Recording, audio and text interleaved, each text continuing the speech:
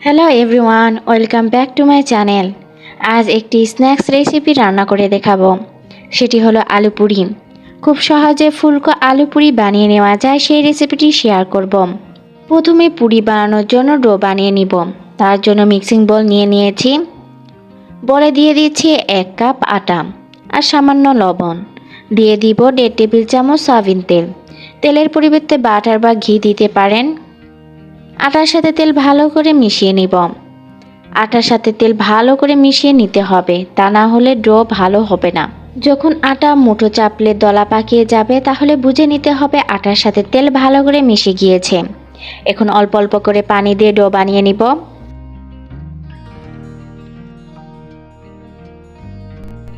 Do বানানো হয়ে গিয়েছে।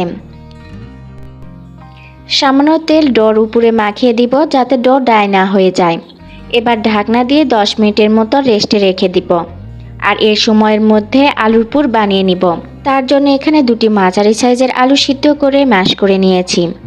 এমন করে ম্যাশ করতে হবে যাতে আলুর কোনো দানা দানা ভাব না থাকে। এখন আলুতে দিয়ে দিচ্ছি 2 টেবিল চামচ পেঁয়াজ বেরেস্তা। দিচ্ছি ধনিয়া পাতা কুচি, 2টি কাঁচামরিচ কুচি, দিয়ে দিচ্ছি হাফ চা চামচ চিলি ফ্লেক্স, কোয়ার্টার চা চামচ লবণ আর কোয়ার্টার চা চামচ বিট লবণ দিয়ে দিচ্ছি। দিয়ে দিচ্ছি 1 চা চামচ চাট মশলা। চাট মশলা বদলে ভাজা জিরা গুঁড়া দিতে পারেন। এখন সব উপকরণ আলুর সাথে মাখিয়ে নিব। আলু মাখানো হয়ে গিয়েছে। এবার আলুর পুরগুলো বলের শেপ দিয়ে দিব। বলের শেপ দেওয়া হয়ে গিয়েছে। এবার আগে যে ডো রেস্টে রেখেছিলাম তা অনেকটা সফট হয়েছে। এবার ডোটি সমান ভাগে লেচি কেটে নিব।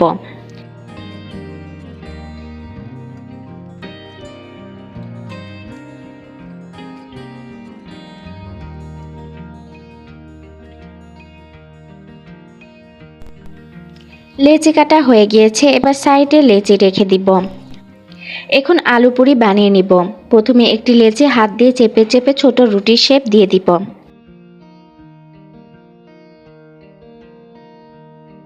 তারপর আলুর বল রুটির মাঝে দিয়ে ঠিক এভাবে চারপাশ থেকে সিল করে নিব।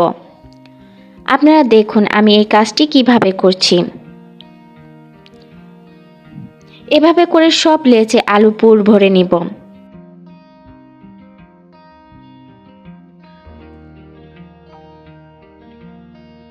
এবার একটি পুর ভরা লেচি পুরির শেপ দিয়ে দিব। তার জন্য লেচিটি হাতে নিয়ে খুব আলতোভাবে চেপে চেপে পুরির শেপ দিয়ে দিব। আপনারা চাইলে বেলে নিতে পারেন।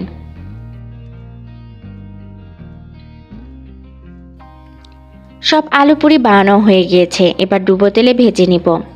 তার জন্য তেল গরম করতে দিয়েছি। তেল গরম হয়েছে। এবার বানিয়ে রাখা আলু পুরি তেলেতে দিয়ে দিব। এই সময় চুলার ফ্লেম মিডিয়ামে রাখতে হবে।